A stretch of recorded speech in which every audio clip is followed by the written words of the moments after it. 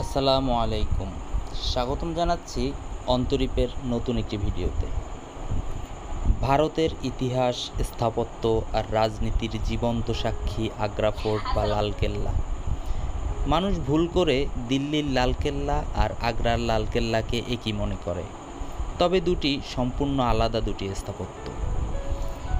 1565 সালে আকবর শুরু করেছিলেন আগ্রা ফোর্ট নির্মাণ, তবে এটি প্রথমে 11 শতকে রাজপুতরা নির্মাণ করে আর আকবর সেটিকে রূপ দেন মুঘল রাজধানীতে। 11 শতকে রাজপুতরা একটি দুর্গ হিসেবে আগ্রা ফোর্ট নির্মাণ করেন। 1475 সালে আগ্রা ফোর্ট ছিল রাজা বাদল সিংয়ের অধীনে স্টক নির্মিত একটি সামরিক দুর্গ।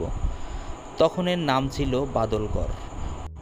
1526 সালে দিল্লি জয়ের পরে সম্রাট বাবর আগ্রা দুর্গে অবস্থান করেন।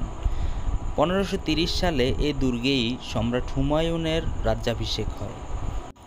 এরপরে 1558 সালে সম্রাট আকবর তার রাজধানী আগ্রায় স্থানান্তর করলে আগ্রার লালকেল্লার গুরুত্ব আরও বাড়তে থাকে, আর তাই সম্রাট আকবর যমুনা নদীর তীরে অবস্থিত এ দুর্গের সংস্কার কাজ শুরু করেন।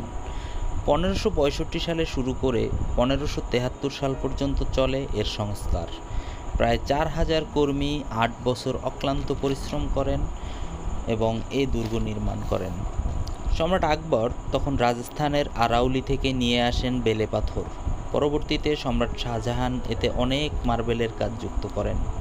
এছাড়াও সম্রাট জাহাঙ্গীর, আওরঙ্গজেব এছাড়াও অন্যান্য মুঘল শাসকগণ এতে বহু নতুন স্থাপনা যুক্ত করেন। আগ্রা ফোর্ট ছিল মুঘল রাজবংশের রাজকীয় স্থাপনা ও সাম্রাজ্যের প্রধান প্রশাসনিক কেন্দ্র। 1982 সালে ইউনেস্কো একে বিশ্ব ঐতিহ্য হিসেবে ঘোষণা করে। এ দুর্গে মোট 4টি গেট আছে। এর মধ্যে প্রধান গেট হলো মনুমেন্টাল দিল্লি গেট, যেটি পশ্চিমে শহরের দিকে মুখ করা, এবং এ দুর্গের চারপাশে প্রশস্ত পরিখা আছে। দুর্গের মোট আয়তন 94 একর এবং এর দেয়ালগুলি 70 ফুট করে উঁচু। রাঙা বেলে পাথরের তৈরি দুর্গের মোট দেয়ালের দৈর্ঘ্য 2.5 কিলোমিটার।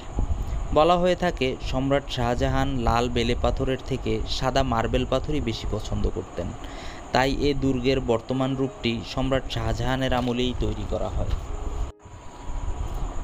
আগ্রা ফোর্ট কোনো সামরিক দুর্গ বা স্থাপনা নয়, বরং মুঘল সম্রাটদের পারিবারিক নাটকের মঞ্চও ছিল এটি। শেষ জীবনে শাহজাহান এখানে 8 বছর বন্দী ছিলেন। এখান থেকে 2.5 কিলোমিটার দূরে তাজমহল অবস্থিত হওয়ায় স্পষ্টভাবে তাজমহল দেখা যেত, আর তাই প্রতিদিন তার চোখ গিয়েছিল দূরে সাদা মার্বেলের প্রেমের স্মারক ওই তাজমহলের দিকে।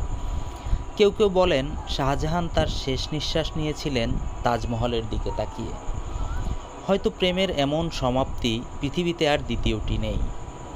এখানকার মতি মসজিদ বা মুক্তার মসজিদ এতটাই পরিশুদ্ধ সাদা মার্বেলে গড়া যে আলো পড়লে মনে হয় ভেতর থেকে আলো বের হচ্ছে। কিংবদন্তি আছে এখানে সম্রাটরা গোপনে যুদ্ধের পরিকল্পনা সাজাতেন আর নতুন নতুন রাজ্য জয়ের স্বপ্ন দেখতেন এই দুর্গ থেকেই। আর জানেন কি, আগ্রা ফোর্টের প্রাচীরের ভেতর ছিল গোপন সুড়ঙ্গ, যা সরাসরি যমুনা নদীর দিকে যেত। জরুরি অবস্থায় সম্রাট ও রাজপরিবারের সদস্যরা যাতে এই পথ দিয়ে পালাতে পারে। ভারতের হৃদয়ে দাঁড়িয়ে আছে দুর্গ, যার দেয়ালে খোদাই করা আছে ভালোবাসা, যুদ্ধ আর বিশ্বাসঘাতকতার গল্প। সম্রাট শাহজাহানের 4 পুত্র ছিল: দারা, সুজা, মুরাদ ও আওরঙ্গজেব, এবং প্রত্যেক ছেলেই চাইতো সম্রাটের উত্তরাধিকার হতে। এবং এ নিয়ে ছেলেদের মধ্যে দ্বন্দ্বে অবশেষে আওরঙ্গজেবের জয় হলে আওরঙ্গজেবই পরবর্তী মুঘল সম্রাট হন এবং তার পিতার কর্মকাণ্ডের জন্য পিতাকে বন্দি করে এই দুর্গে রেখে দেন। আগ্রা ফোর্টের প্রতিটি ইমারত যেন আলাদা আলাদা গল্প বলে। যেমন জাহাঙ্গীর মহল বানানো হয়েছিল আকবরের স্ত্রীদের জন্য, যেখানে রাজপুতানার প্রভাব স্পষ্ট,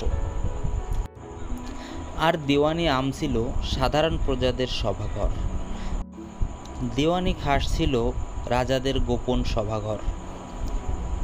শাহজাহানের মতি মসজিদ ছিল সাদা মার্বেলের গড়া।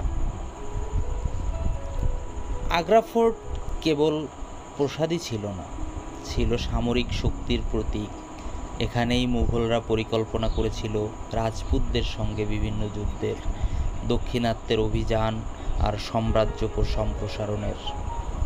বলা হয় এখানে দাঁড়িয়ে একসময় শাহজাহান স্বপ্ন দেখেছিলেন পুরো এশিয়াকে তার শাসনের অধীনে আনার। আজ এটি কোটি কোটি দর্শনার্থীদের কাছে শুধু ইতিহাস নয়, বরং এক অনন্ত অভিজ্ঞতা, যার প্রতি পরতে পরতে লুকিয়ে আছে সেই মুঘল সাম্রাজ্যের শাসনের ছোট ছোট হাজার ইতিহাস, হাজার না বলা গল্প। এখনও এখানে কান পাতলে শুনতে পাওয়া যায় সম্রাট শাহজাহানের শেষ জীবনের সেই হাহাকার, শেষ জীবনের মমতাজের দিকে তাকিয়ে থেকে সেই অপেক্ষা করে যাওয়া। যারা এখানে আসেন তারা যেন পা দেন মুঘলদের সময়ের এক জীবন্ত নাট্যমঞ্চে। এখনও সেই নাটকের ডায়লগ শোনা যায়, এখনও সেই নাটকের মঞ্চ যেন প্রস্তুত হয়ে আছে সেই মুঘল সম্রাটদের অপেক্ষায়। আগ্রা ফোর্ট আমাদের শেখায় সাম্রাজ্য ধ্বংস হয়, রাজারা মুছে যায়, কিন্তু ইট পাথরে লেখা গল্প অমর হয়ে থাকে। ঠিক যেন সেই সম্রাট শাহজাহান, আওরঙ্গজেব ও অন্যান্য মুঘল পরিবারের সদস্যদের সেই নাটক, সেই রাজনীতি এখনও আমাদের সেই গল্প বলে। এ যেন এক জীবন্ত কাহিনী, যেখানে প্রতিটি দেয়াল ফিসফিস করে বলে ভালোবাসা, বিশ্বাসঘাতকতা আর ক্ষমতার লড়াই কখনো থামে না, হয়তো অদূর ভবিষ্যতেও কখনো থামবে না। ভারতের আগ্রায় কোনো দর্শনার্থীরা গেলে সবার প্রধান আকর্ষণ থাকে তাজমহল।